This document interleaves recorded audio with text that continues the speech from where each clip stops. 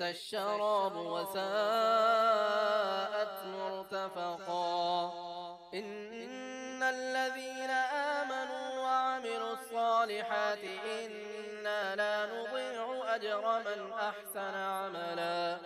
أولئك لهم جنات عدن تجري من تحتهم الأنهار يحلون فيها من أساور من ذهب ويلبسون ثيابا خضرا من سندس واستبرق متكئين فيها على الأرائك نعم الثواب وحسنت مرتفقا. واضرب لهم مثلا الرجلين جعلنا لأحدهما جنتين من أعناب وحففناهما بنخل وجعلنا بينهما زرعا. كلتا الجنتين آتت أكلها ولم تظلم منه شيئا وفجرنا خلالهما نهرا. وكان له ثمر فقال لصاحبه وهو يحاوره أنا أكثر منك مالا وأعز نفرا. ودخل جنته وهو ظالم لنفسه قال ما أظن أن تبيد هذه أبدا وما أظن الساعة قائمة ولئن رددت إلى ربي لأجدن خيرا منها منقلبا. قال له صاحبه وهو يحاوره أكفرت بالذي خلقك من تراب ثم من نطفة ثم سواك رجلا لكن هو الله ربي ولا أشرك بربي أحدا. ولولا إذ دخلت جنتك قلت ما شاء الله لا قوة إلا بالله إن ترني أنا أقل منك مالا وولدا فعسى ربي أن يؤتيني خيرا من جنتك ويرسل عليها حسبانا من السماء فتصبح صعيدا زلقا أو يصبح ماؤها غورا فلن تستطيع له طلبا. وأحيط بثمره فأصبح يقلب كفيه على ما أنفق فيها وهي خاوية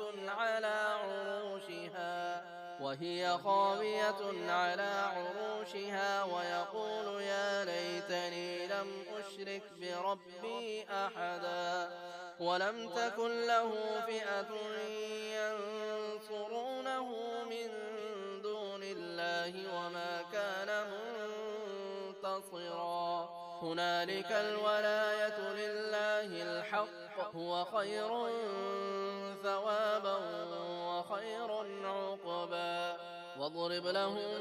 مثل الحياة الدنيا كماء أنزلناه من السماء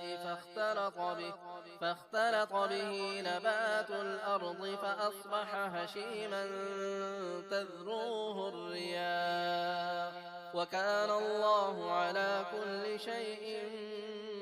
مقتدرا. المال والبنون زينة الحياة الدنيا والباقيات الصالحات خير عند ربك ثوابا وخير أملا. ويوم نسير الجبال وترى الأرض بارزة وحشرناهم فلم نغادر منهم أحدا وعرضوا على ربك صفا لقد جئتمونا كما خلقناكم أول مرة بل زعمتم أن لن نجعل لكم موعدا ووضع الكتاب فترى المجرمين مشفقين مما فيه ويقولون يا ويلتنا ما لهذا الكتاب لا يغادر صغيرة ولا كبيرة إلا أحصاها ووجدوا ما عملوا حاضرا ولا يظلم ربك أحدا وإذ قلنا للملائكة اسجدوا لآدم فسجدوا إلا إبليس كان من الجن ففسق عن أمر ربه أفتتخذونه وذريته أولياء من دوني وهم لكم عدو بئس للظالمين بدلا ما أشهدتهم خلق السماوات والأرض ولا خلق أنفسهم وما كنت متخذ المضلين عضدا ويوم يقول نادوا شركائي الذين زعمتم فدعوهم فلم يستجيبوا لهم وجعلنا بينهم موبقا ورأى المجرمون النار فظنوا أنهم مواقعوها ولم يجدوا عنها مصرفا ولقد صرفنا في هذا القرآن للناس من كل مثل وكان الإنسان أكثر شيء جدلا وما منع الناس أن يؤمنوا إذ جاءهم الهدى ويستغفروا ربهم إلا أن تأتيهم سنة الأولين أو يأتيهم العذاب قبلا وما نرسل المرسلين إلا مبشرين ومنذرين ويجادل الذين كفروا بالباطل ليدحضوا به الحق واتخذوا آياتي وما أنذروا هزوا ومن أظلم ممن ذكر بآيات ربه فأعرض عنها ونسي ما قدمت يداه إنا جعلنا على قلوبهم أكنة أن يفقهوه وفي آذانهم وقرا وإن تدعهم إلى الهدى فلن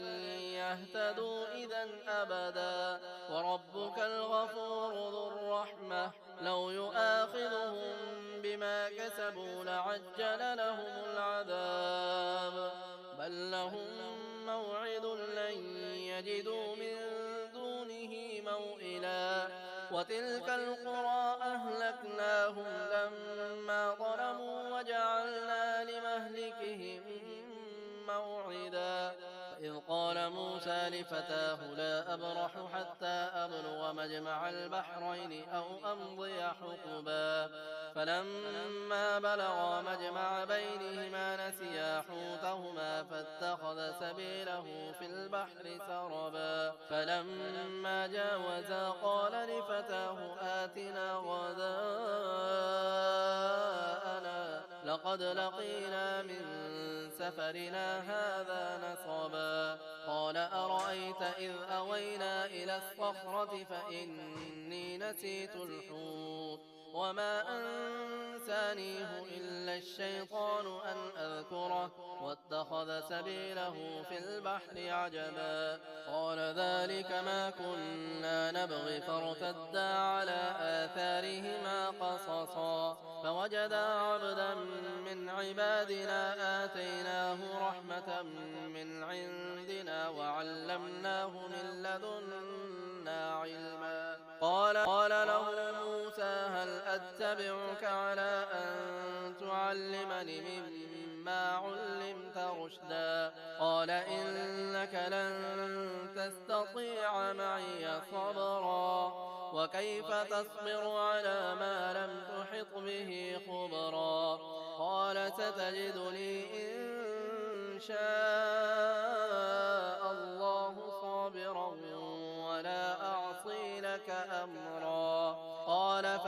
اتبعتني فلا تسألني عن